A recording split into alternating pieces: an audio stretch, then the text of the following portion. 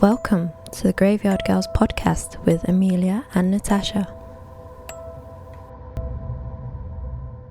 Hello! Hello! And welcome to a brand new episode. Yeah. It's a joint case today. Joint episode, not case. Well, yeah, you know what I mean. No, we have to be specific. Oh, okay, sorry. Okay, yes, this is a joint episode. So we're following on from our Midsummer Murders theme. Yeah, so basically anything that sort of fits into that category, a murder that's happened that's sort of like in a little villagey sort of thing somewhere, or a murder mystery that's happened in a quiet place. Maybe someone from like a big city's come into a quiet village somewhere and killed someone. If it like fits in with something that might end up on the show Midsummer Murders. Yeah. Then we're rolling with it. Because I'm quite enjoying doing these. I do like a little like countryside murder. Yeah. Who wants to go first? I don't mind. I just realised like I wrote it and then I didn't read through it. Okay. So do you want me to go first? Yeah, you can. Okay. I can't remember who went first in the last one. We normally take it in turns, but it was a long time ago. So what was our previous joint one? Wasn't it the Inspiring Killers one? No, I think it was the Royal Killers one. Oh yeah, Royal Deaths. Great. Okay. Well, I'll go with mine then first if you want. Yeah, that's fine. Okay, so this one, it's not a mystery. The case is solved. We know who the killer is. Okay. But I thought it was an interesting one, and it's local to us. Oh, mine's a little bit local to us in that because mine ends up being a mystery after someone may have like wrongly confessed to it. Ooh. And someone who's accused of it may have committed a crime in our area. Oh, very interesting. Well, I'm going to go with the murder of Annie Haynes in 1907. Okay. So, like I said, it's local to us because it's happened in Leicestershire. So, it's kind of a little bit of a love story gone wrong. Oh. And I've got extracts of like letters for you later on as well because I know you like a little letter. I do like a letter. Okay. So, Annie met and fell in love with a young man by the name of Archie Page. The pair were just 15 years old when they'd met at school. Both sides of the families had presumed it was nothing more than a high school crush, but by 1907, which was 2 years later, the pair were still together and the families believed marriage may be on the cards. Oh, so to begin with, they're like, oh no, it's nothing, and then 2 years later, yeah, they're just marriage. like, they're like, they won't be that close, like it's not that serious, they're just kids messing about. And now they're like, oh, actually, they are quite serious about each other. Yeah, okay. They are still young though. Yeah, so, yeah, they'll be about 17 now. Yeah. Okay, so a bit more about the pair. So Annie was born Annie Elizabeth Haynes, and she was born in Sutton-on-the-Elms. So she'd grown up around a Baptist church and attended Sunday school every week. Shortly before she'd finished school, her family relocated to Croft, so really close to us. And she'd also took up extra work as a domestic servant for Reverend Jenkins in Hinckley. She travelled on the train to and from work and appeared to enjoy her time there. She also had an aunt called Martha Gibbons who lived nearby in Attleborough, who kept a spare room for Annie should she ever need it. So sometimes she worked quite late, so rather than her getting on the train in the dark all by herself, even though it's only like half an hour, it's not very long, her aunt would keep a place for her and then she could stay there if she wanted to, rather than going all the way back. That's good. Yeah. So at the same time, I couldn't find much about Archie, but he was basically working at the local colliery, which obviously would have been in Croft. And the pair regularly met up in Croft to see each other. And there was also sometimes, if Annie stayed at her aunt's, he would get the train and meet her in Attleborough. So not too far away. But yeah, they'd meet up probably like 3 or 4 times a week. Okay, so they trying to obviously work, but also spend time together. Yeah. Okay. So things seemed to be going well for the pair until Archie showed a very different side to his personality. At the end of September 1907, Annie became frightened by Archie after an argument and so had arranged to stay at her aunt's place. Her aunt Martha also had a lodger staying in the house. Okay. Which is normal for the time. Yes. Because at the time, like, they quite often rent out a spare room. Okay. Okay. I feel like the lodger might have something to do. Possibly. Maybe. Okay.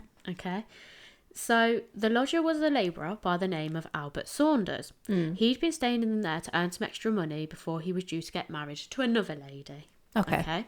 So that was also quite common for the time. Obviously, they wanted a lot of families still expected like the man to have money to provide for his wife. So I think he wasn't like a seasonal worker, but I think he took up extra work in the area as almost like a second job. Like maybe this was a bit better paid, so he was doing it for so many months to earn loads of extra cash. Then he'd go back to his fiancée and they'd get married and settle down, which was quite common for the time. And I think also at this time, like, you don't live together before you're married. Yeah, and you also travel. A lot of people travel quite far for work, so they'll take it. Obviously, the colliery at the time, that would have been like a really one, a common job, and two, very popular. It would have been a quick way to make money at the time. Yes. Okay, so Annie had met Albert before and apparently enjoyed his company. Yes. Okay, so according to Annie and Art, it was literally just like talking. Okay. Like she just enjoyed his conversations. That was it. There was nothing more to it. But I'm assuming the boyfriend might not think like otherwise. it. Yes. Okay. Yes. So Archie decided that she enjoyed Albert's company a little bit too much. He became jealous of their friendship and he argued with Annie, claiming that she'd paid far more attention to Albert than him. Okay. Annie told her aunt that Archie had threatened to use violence and that she, for the first time, had become scared of him, which is why she stayed with him. So, probably realising he'd taken things and gone a bit over the top, Archie came to Martha's house in Attleborough to apologise to Annie. The pair seemed to smooth things over and things returned to normal and settled back down. Okay. So I feel like it was almost like a bit of a teenage spat, like it got really heated. Yeah. He saw there was another man there. Maybe she laughed at a joke or something and he's like, oh my God, you're sleeping with him, blah, blah, blah. But it's also, they do stay in the house together, whereas like they only see each other 3 times a week. Yeah. So you can see he's envious and he's 17 at this point. So he's got some teenage stuff going on. A bit of pent up anger, I think, and he doesn't know how to get rid of it. Okay. So that was until Sunday the 6th of October, when Archie's jealous behaviour would get the better of him again. Oh no. Archie travelled on the train from his home to Attleborough, this time with his friend Leonard Hunt. The pair were going to meet Annie at the church and then hang out afterwards. However, when the pair got to the church, they found that Annie had already gone in without them and was seated beside Albert as well as her aunt and uncle. Okay. Okay. So, fuming and feeling like Annie had betrayed him, he ignored her for the entire service. After it, instead of approaching Annie, he approached her uncle, Thomas Gibbons, to tell him of his anger and that he would be leaving the area for good. So, like, he said, like a full spat. Yeah. Okay. Thomas had tried to part some words of wisdom onto Archie by saying that if that's how he felt, he should forget about Annie and move on. He was young after all and settle somewhere else if he wanted to. So I think he was trying to calm it down. Like, maybe if you're going to start this behaviour, like, maybe you shouldn't be together. Yeah. Okay. It's like if you're possessive over someone and they can't just be friends with the other gender, then you've got a problem. Yeah. You need to calm down because if you love someone, you realise that they're not going to do anything like that. Yeah, exactly. So I think, like I said, Thomas, he wasn't like trying to butt in, but I think he was just trying to smooth things over. He realises. And I get the impression he's quite a bit older as well, like an older man. So I think he's a bit like, listen to me, son, sort of thing. So Thomas had later reported that he felt Archie was on the same page as him and generally agreed. So it would appear that would be the end of that. Unfortunately not. No. The next day, Annie had caught the 11:45 morning train to Croft, as she usually did. However, to her surprise, Archie was waiting for her at the station as she stepped off the carriage.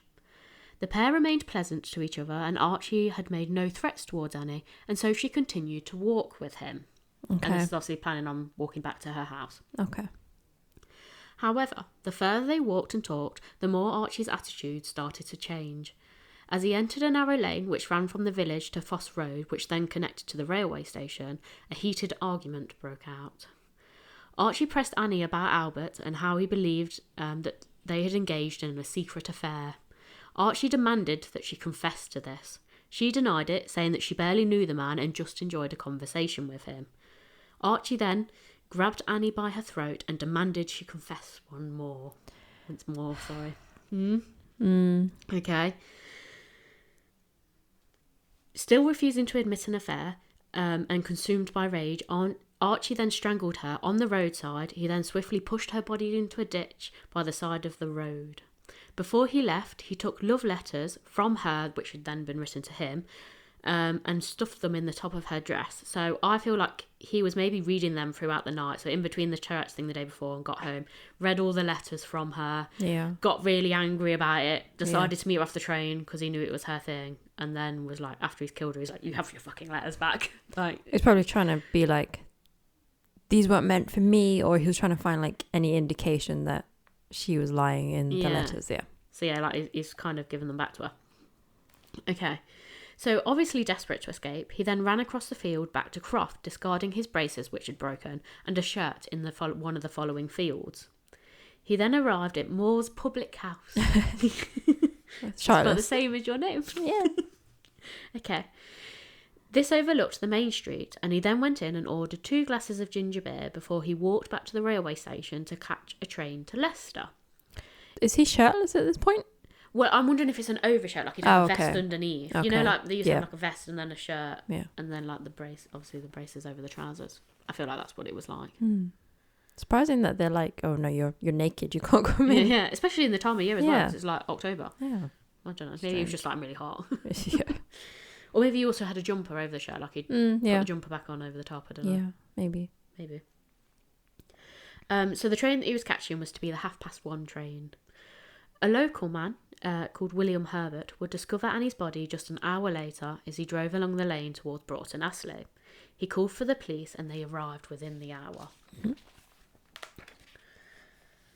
Police quickly scoured the area looking for clues, and Archie's braces and shirt were found and recovered by the end of the day. So pretty hot on the case, to be fair to the police. Perhaps feeling a little bit guilty, Archie wandered around the city streets wondering what he should do. He then decided that he would return to the scene to move Annie's body. Of course, by the time he'd made it back, it was the body was gone, and obviously it was probably like gone 11 at night, so very dark, and obviously he wasn't expecting to know that the body had already been discovered. So he had a bit of a shock when he got there. And he's like, she's alive. Yeah, she's wandered off. Either that or he's thinking, oh no, someone has discovered her. So he gets into a bit of a panic. Confronted by the scene and a lack of a body, he was too scared to go home. Instead, he walked north and intended to catch the morning train to Rugby. By the end of the following day, Archie had realised that he had nowhere to run and probably didn't have any money on him because he left in a panic. And so he returned home and handed himself into the police. Okay. Smart move, finally. I mean, shouldn't have committed the crime, but okay. Yeah. I feel like he did it. I don't even know as though you could say it was premeditated because I think to a degree, but I don't think he maybe thought he'd actually do it. I think he just wanted to scare her. Yeah. I think he's so angry and then the anger took over. Yeah, and then he's took it a bit too far. Now he's panicked and he wouldn't have otherwise murdered someone. He's like, I can just run away and find somewhere new. And then he starts doing it. He's like, no, I can't do it. Yeah. Okay. So once at the police station, he made the following confession. I am sorry now, I done it. I strangled her with one hand and she was dead in about 3 minutes and I laid her in the ditch. She was with another young man on Sunday night. I asked her his name and she refused to tell me. Okay. So he's gone like straight in with it and like just confessed. Yeah, but also he's it's a bit weird. He said she was with another man on Sunday night and she refused he was obviously referring to Albert. Yeah, but if he knows Albert's name, surely he knows his name. Yeah, but this is just what was written in the confession. So it's obviously what the policeman's written down is what he said. So they could have missed bits out. I'm just trying to think, is that's what he's trying to like use as an alibi, or like not an alibi but no, he's basically saying he's got pissed off because she was with another man. Yeah, but he doesn't obviously actually know whether she was another man. He's just presuming she's with Albert, so he's just saying a young man, like, because maybe he's worried they'll obviously go and check and then and then you'd be like, yeah, no, I'm gay. That would be a plot twist, wouldn't it? Okay. So the following week, the coroner's inquest into Annie's death was held. With Archie's confessions and witness sightings of the pair leaving the station together on the day, Coroner Mr. Boscaw had no choice but to return the verdict of willful murder. So case closed, right? Well, on the 29th of October, the trial into the murder began, with a large number of people gathered outside hoping to make it into the courtroom. When the court clerk, Mr. Coleridge, faced Archie and read out the formal charge and asked him how he would plead, shock was felt as Archie turned round and clearly announced, not guilty. You confessed. Exactly. The prosecution read out letters which had been found on Annie, which obviously are the ones that she'd written. And she'd wrote at length about how much she cared for Archie, but how she'd become upset and concerned over his recent behaviour.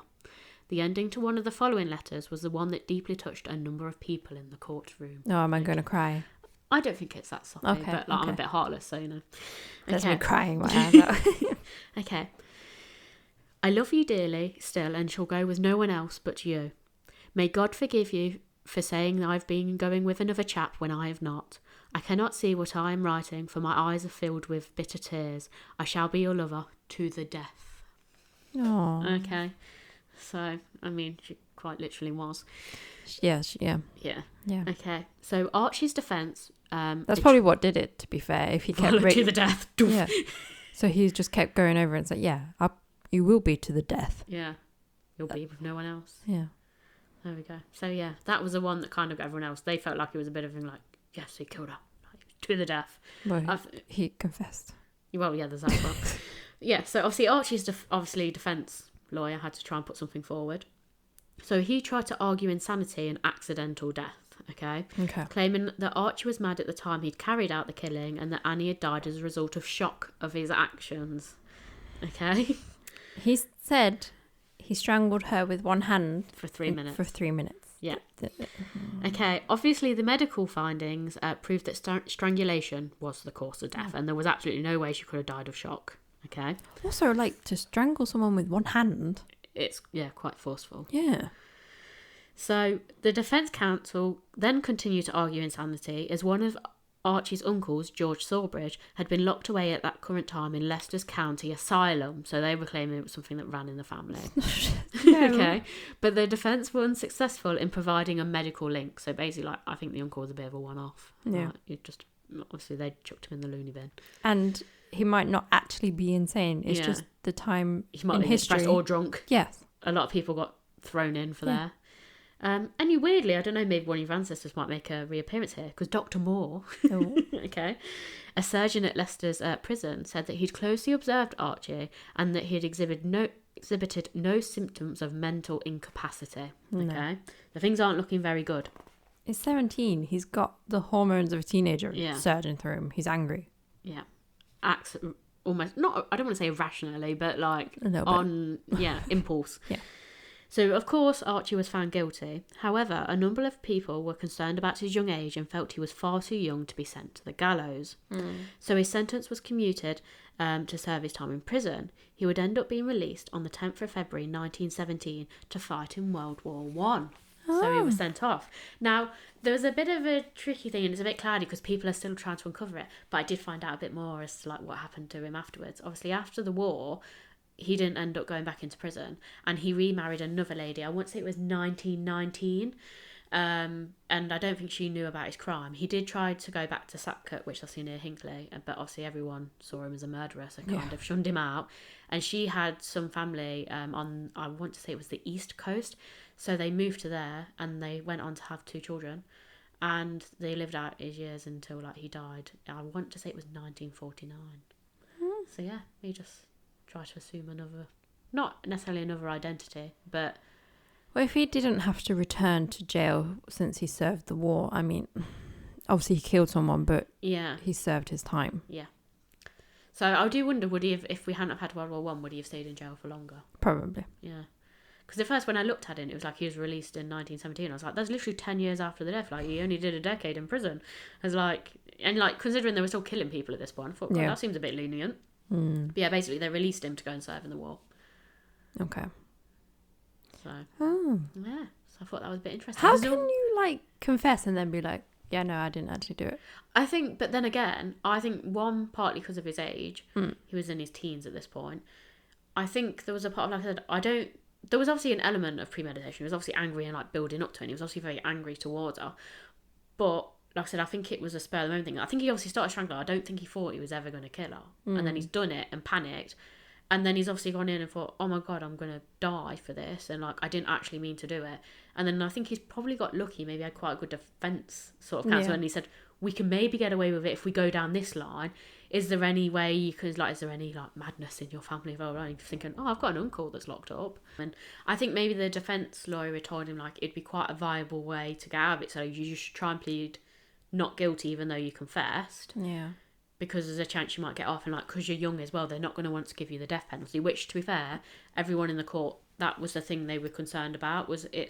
They weren't concerned over his guilt, they felt he was guilty, but they felt at that point, I think attitudes had already started to change, and someone that was that young, they didn't really like sending them to the gallows. They'd like rather just send them to prison. But do you know what I mean? Like, I think they were sort of getting to that point where they believed in sort of second chances a bit more, and they maybe felt like he did it probably, like, you know how we've sort of thought, he's got teenage hormones, if he was a few years older, would he have thought like that, blah blah blah, was it more heated? I think maybe some of the jury probably felt the same. Yeah, because isn't it like when your brain is fully developed, you're like 25 or something like that? Yeah, I think boys are a little bit behind girls.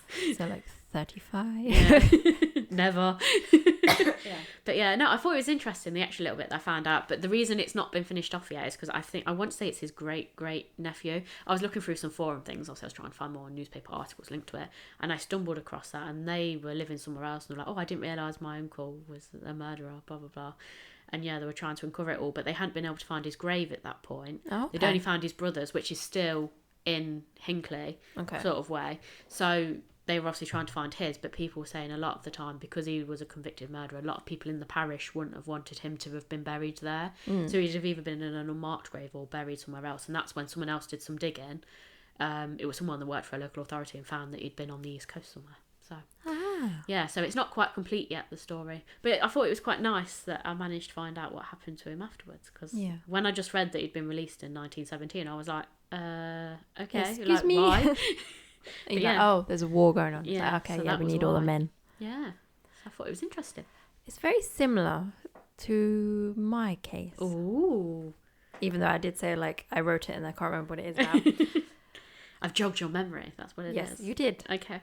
Because mine involves teenagers and a confession, and then they retract that confession. Ooh. Okay, I'm interested. Okay. So mine is in 1972. Oh, so not that long ago, really. 50 years? No, 50 years. Yeah, 50 years. Yeah, ish. Yeah. 55? No, 51. Yeah. Okay, well, yeah. And it doesn't matter. We can't do math, it's fine. So on the evening at about 5:30 on June 7th in 1972, 14-year-old Judith Roberts had an argument with her parents. And it's understood that it's because she was wearing makeup. Okay. So she stormed out of the house, grabbed her bike, and rode around the village of Wigington. It's near Tamworth, which is kind of near Birmingham. Yeah. Which is very close Midlands to us. area-ish. Yes, West Midlands.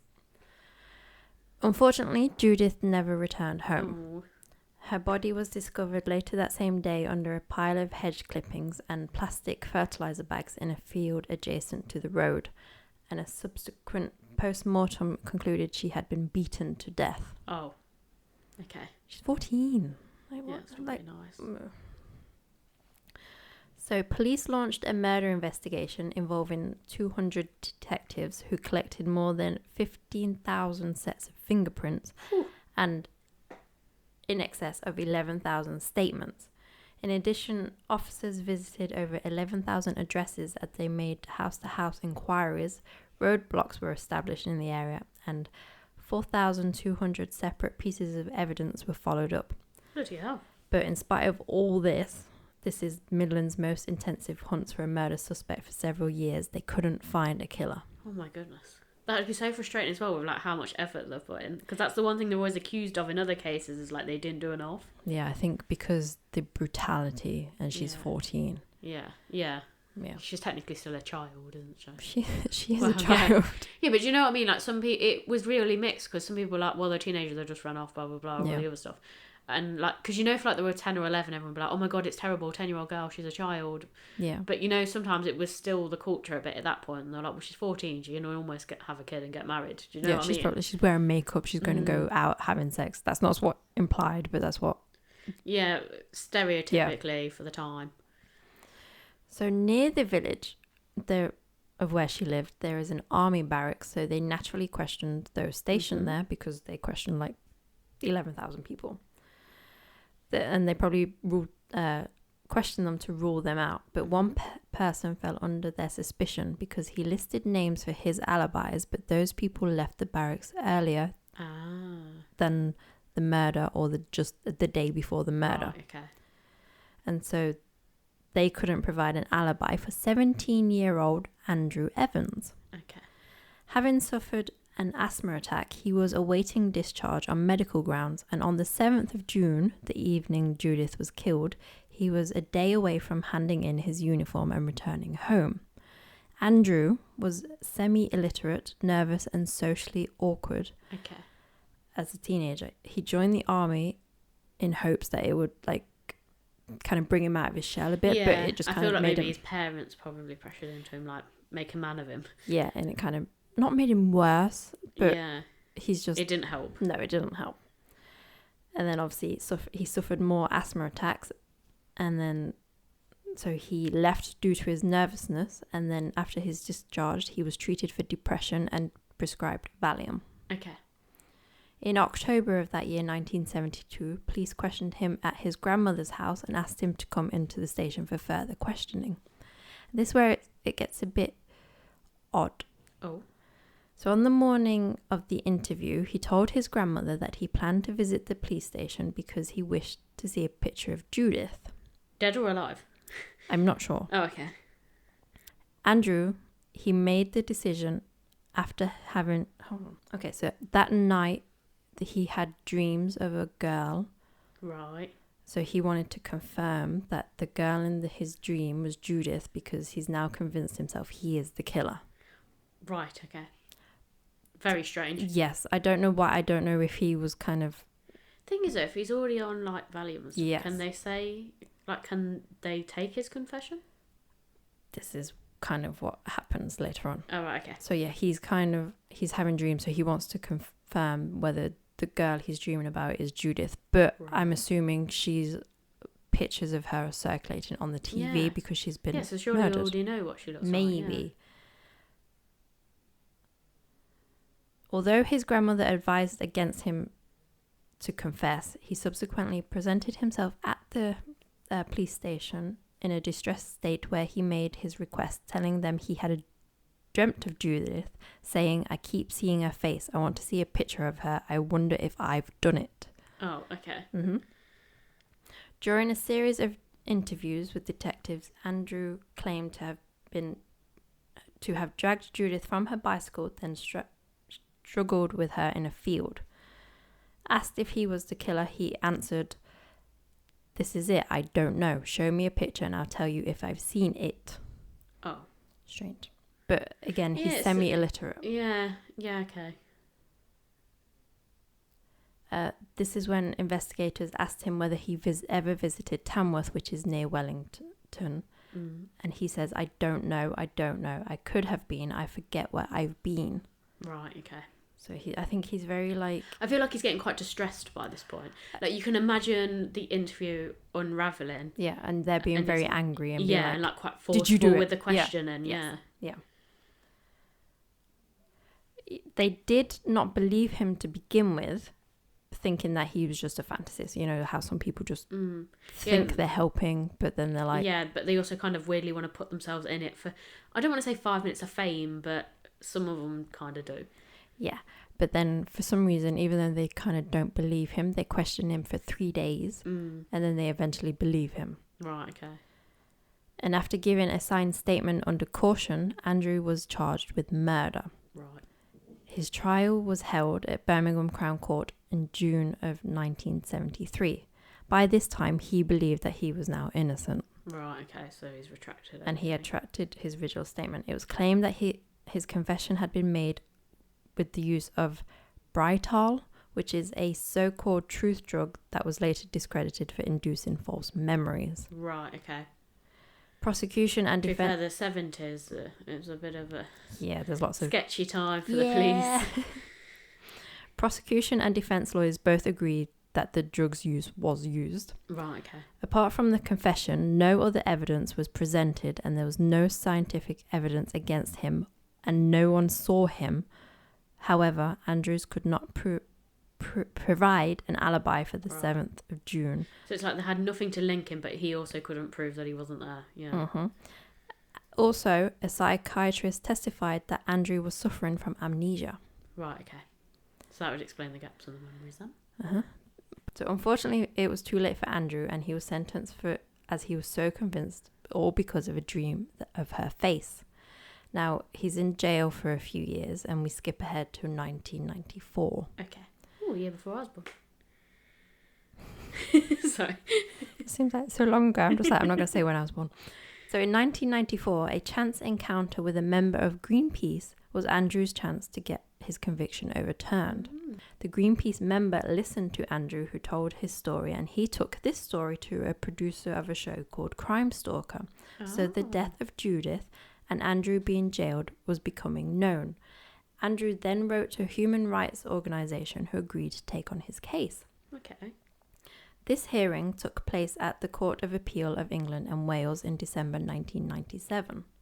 The hearing was told that in 1972, Andrew had been taking medication prescribed to him for depression, and the judges were critical of the manner in which the police inquiry was conducted. It was said that during his questioning, Andrew was offered no medical assistance despite his mental and physical condition. Yeah. Police also did not offer Andrew access to a solicitor and often failed to caution him as a procedure required.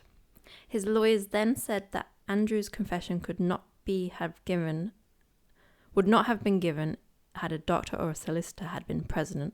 Yeah, they might have said he wasn't fit for interview. Because he would have been diagnosed as unfit to be interviewed.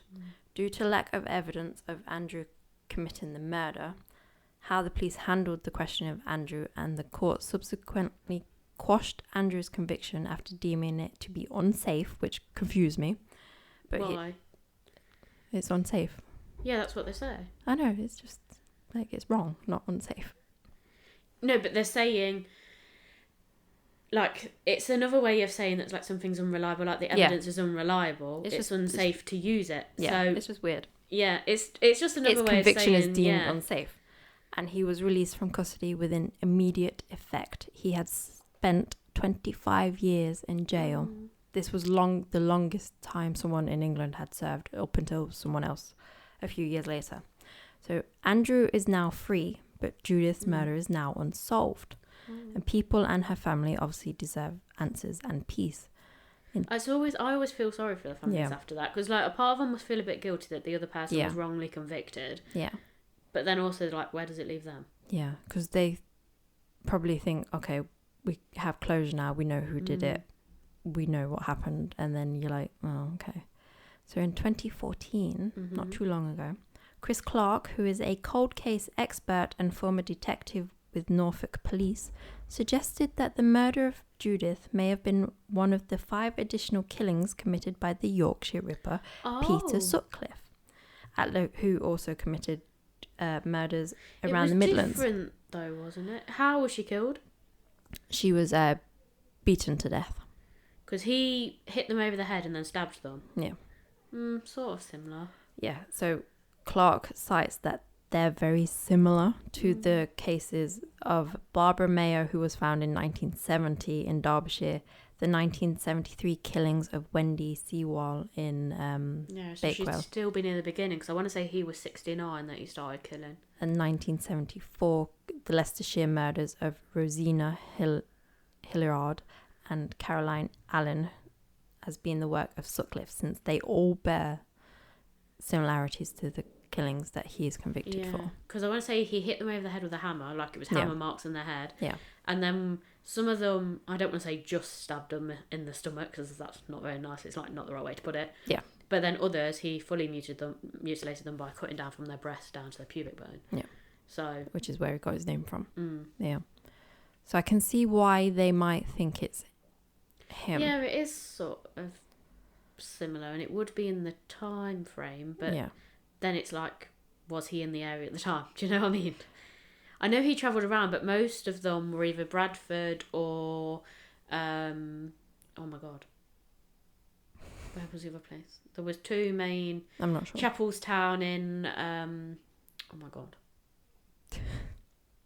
can't think, but basically obviously all the Yorkshire ones. And he did go down to Sheffield, but depending on who you speak to in Sheffield, a lot of Sheffield is still kind of classed as Yorkshire. So it's a bit of, I know it's Westminster. I know he could have travelled round still because he did travel a lot. Yeah. But I feel like it's a bit far out. I don't know. You know what it's I mean? hard. He's linking these ones with him as well, and then Judith is obviously close to these ones. Because the other ones, even though the girls were from other places, they were staying in the area, like Bradford or wherever at the time. Trouble is that that's going to really bug me now. Because the Bradford were the later ones that were picked up on, like late 70s. So he might have been further south. Before. In the Midlands before he moved up. Oh, it's really going to bug me now. It'll come to you later. Yeah. But yeah, so it definitely wasn't 17-year-old Andrew Evans. He just... Yeah. I agree it wasn't him. I'm still not convinced that it might have been Peter Sutcliffe. That's the only, like... Yeah. I know it's hard, isn't it? Because, like, he could have, I suppose, been in the area, but I feel like it's not massively different from the other women, but it is a bit... Yeah, I just didn't want to leave that out because that's... Yeah, it's been mentioned. Yeah. So, yeah. It definitely wasn't 17-year-old. It would have been interesting to know, like, who she was friends with at school. Like, did she have a boyfriend maybe that, like, the parents didn't know about? Or could it have been someone else in the barracks? I don't know. Literally, he was the only suspect just because he misremembered when... Plot twist. You know how the other ones wouldn't give him an alibi? That was one of them. Yeah. They technically left the barracks before. Doesn't mean they're not in the area. Yeah. They're just not in the barracks. But, like, I think he just got confused with the day that it happened. This is probably... Well, it is a bit gruesome and graphic, but was there any evidence of sexual assault? Not from what I could see. Because then I wondered if it was going to be like a stranger rape and then it went a bit wrong. Yeah. She was beaten to death. From the autopsy. Nice. Could still have been a woman. Never know. Yeah. I know it's more commonly associated with men. But, like, no one's looking for a woman. Exactly. So, I kind of loosely get why they went for Peter Sutcliffe, but yeah, I don't know. I don't know as though she fits I know some of the profile ones he got on were quite wrong because they clearly weren't. Originally they thought they were sex workers, didn't they? And then obviously not all of them were. Yeah, I don't know. I think just because it's like, it's a woman murdered. Yeah, she fits and it's unsolved, so... Because no one would have been looking before, because at that point Andrew would have been in prison, convicted of it.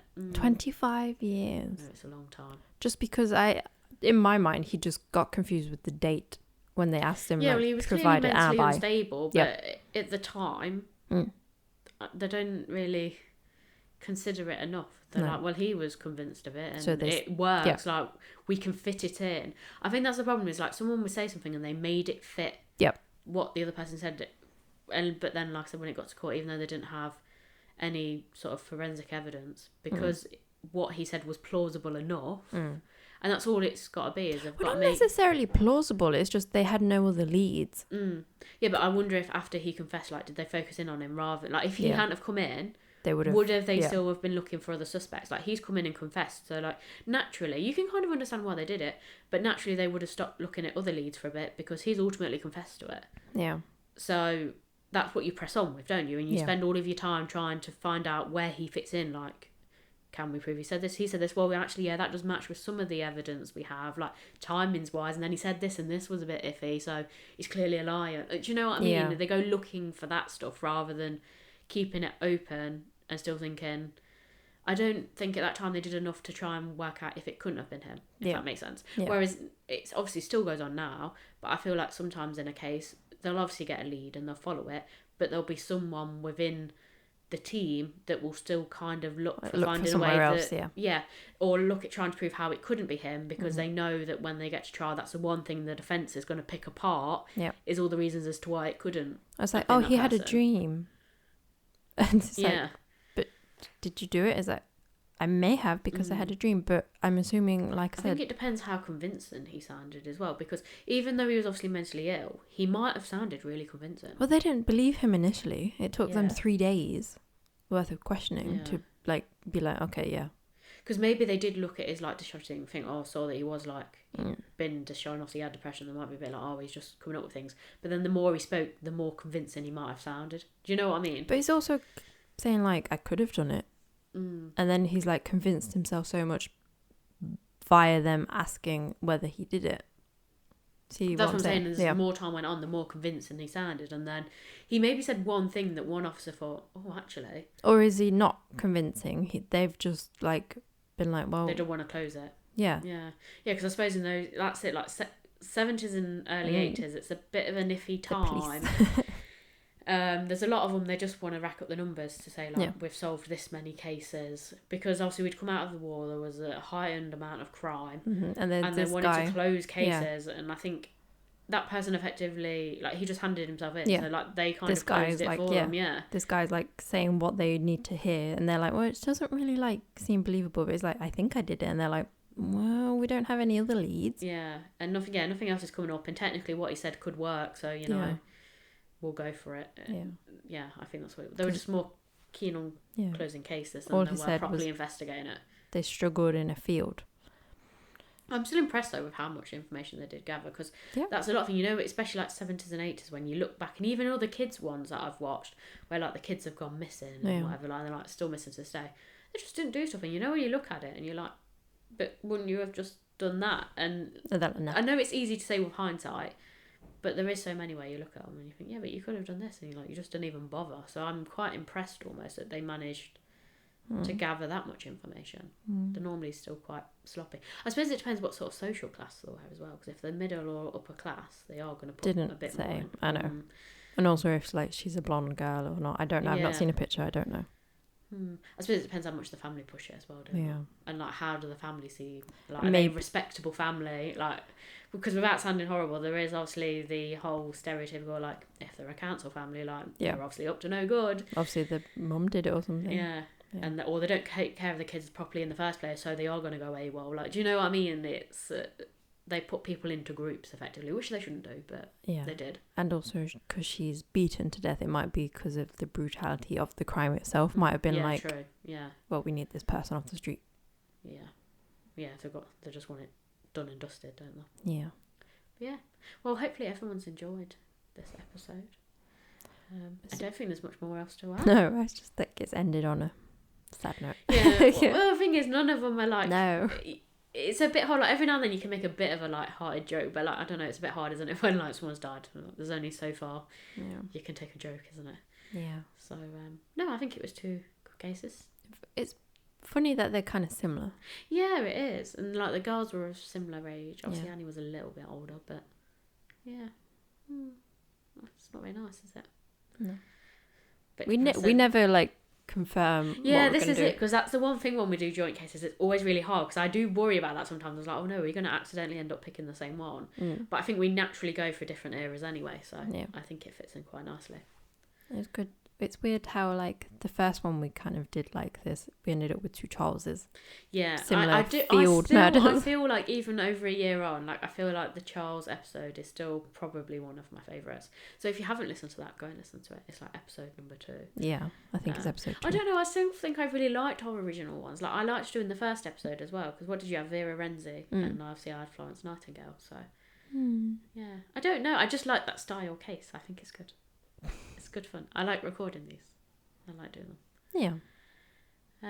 Maybe if anyone else out there has got like another case from like one of these times that they think fits into the category and they want us to cover. If anyone's got one that, because maybe like they've read up on a crime and like no podcast has covered it and they really want someone to cover it, so like drop us a message and we'll cover it for you. Because we'll do more of these Midsomer Murder themes, because I really enjoy doing these ones. I think they're like my favourite ones to do. So yeah, if you've got a case for us, we'll cover it if you want us to. So just either drop us a message on Instagram or TikTok, or send us an email. Either way, and let us know. I think that's it for today's episode. It is. So in the meantime, keep creeping, and we'll keep digging.